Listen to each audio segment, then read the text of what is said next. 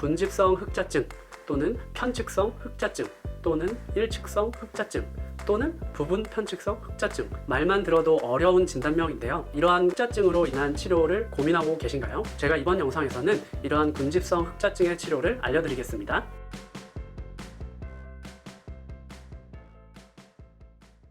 안녕하세요. 당신의 피부에 광이 나는 그날까지 피부과 전문의 닥터 피부광입니다.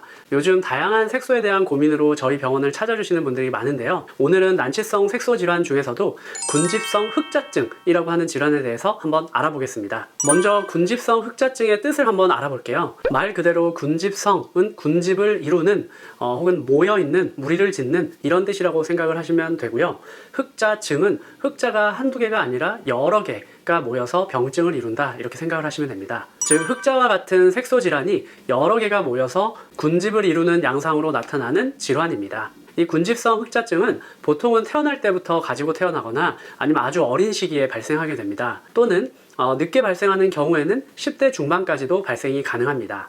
이 군집성 흑자증의 발생 위치는 신체 어디에나 발생이 가능하지만 보통은 중앙선을 침범하지 않고 오른쪽이나 왼쪽 이렇게 한쪽에만 발생하는 경우가 대부분입니다. 이렇게 발생한 경우에 편측성 흑자증 또는 일측성 흑자증 또는 부분 편측성 흑자증과 같은 이름으로 더 널리 알려져 있습니다. 이 군집성 흑자증이 얼굴의 한쪽에만 생긴 경우에 오타모반이나 혹은 그냥 일반적인 흑자가 좀 많은가 보다 이렇게 혼동을 할 수가 있습니다. 그런데 오타모반과 이 군집성 흑자증은 색소가 위치한 깊이가 다르기 때문에 치료가 달라지게 됩니다. 그리고 이 군집성 흑자증의 경우에는 일반적인 흑자와는 달리 치료도 좀 더 어렵고 또 눈으로 볼 때 치료가 된 것 같아도 치료가 되지 않고 또 재발을 훨씬 더 잘하는 경향이 있기 때문에 치료가 일반적인 흑자와는 좀 다른 양상을 띠게 됩니다. 그래서 색소 질환은 진단을 정확하게 하고 그 질환에 맞는 치료를 잘 들어가는 것이 중요합니다.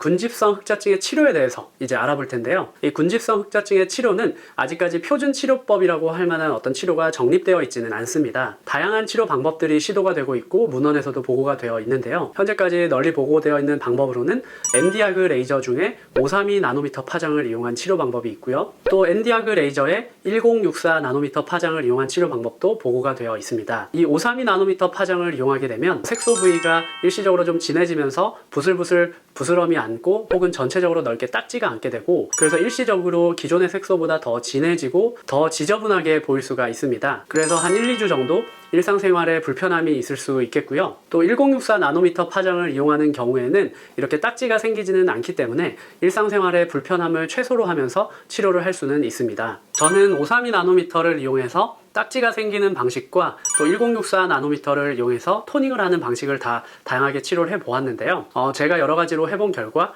이 532 나노미터 방식과 1064 나노미터 방식을 적절히 섞어서 치료를 하는 것이 치료 기간을 좀 단축시키고 부작용도 좀 줄이면서 결과를 좋게 만들 수 있는 방법이 아닌가 생각합니다. 또 최근에는 피코 레이저라고 하는 것이 출시가 되면서 더 짧은 시간에 더 강한 에너지를 색소에 조사할 수 있는 그런 레이저가 있습니다. 그래서 이 피코 세컨드 엔디아그 레이저를 이용해서 군집성 흑자증을 치료하게 되면 기존 큐스위치드 나노 세컨드의 엔디아그보다 더 치료 효과가 빨리 강하게 나타나는 것으로 생각이 됩니다. 또 많이 궁금해 하시는 것이, 그러면 이 군집성 흑자증을 치료하려면 몇 회 정도 치료해야 되나요? 이렇게 질문하시는 분들이 많은데요. 이 치료 횟수는 색소의 깊이, 분포, 가지고 계신 분의 피부의 색깔 등에 따라서 달라질 수가 있습니다. 일반적으로 알려져 있는 것은 20번에서 30번 혹은 정말 진하고 난치성인 경우는 그 이상의 횟수가 필요할 수 있는데요. 이렇게만 말씀드리면 그렇게 치료 횟수가 많이 필요한가요? 하고 그 많은 치료 횟수에 놀라는 분들이 많이 있는데요. 희망적인 경우는 어떤 경우에는 대략 10회 정도의 치료로도 좋은 결과를 보이는 경우도 있기 때문에 너무 처음부터 지레 겁먹지 마시고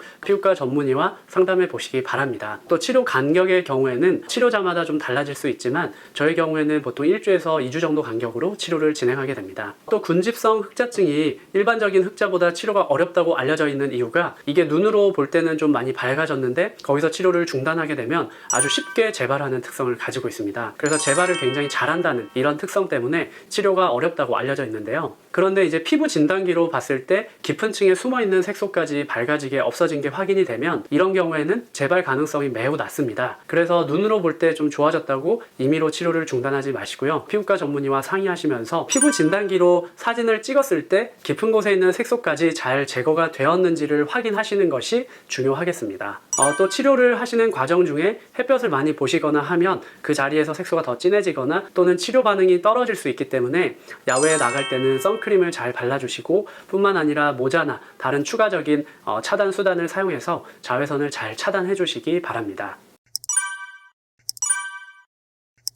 이번 영상에서는 난치성 색소 질환인 군집성 흑자증의 치료에 대해서 알아봤습니다. 일반적인 잡티로 진단을 받고 치료한 경우에 별로 좋아지지 않고 또 오히려 악화되어서 내원하시는 경우도 있습니다. 그래서 이러한 색소 질환은 색소의 전문성이 있는 피부과 전문의의 정확한 진단과 또 그 질환에 맞는 적절한 치료가 굉장히 중요하기 때문에 피부과 전문의와 상의하시기 바랍니다. 이상 당신의 피부에 광이 나는 그날까지 피부과 전문의 닥터 피부광이었습니다. 이번 영상이 도움이 되셨다면 구독, 좋아요, 알림 설정 부탁드립니다.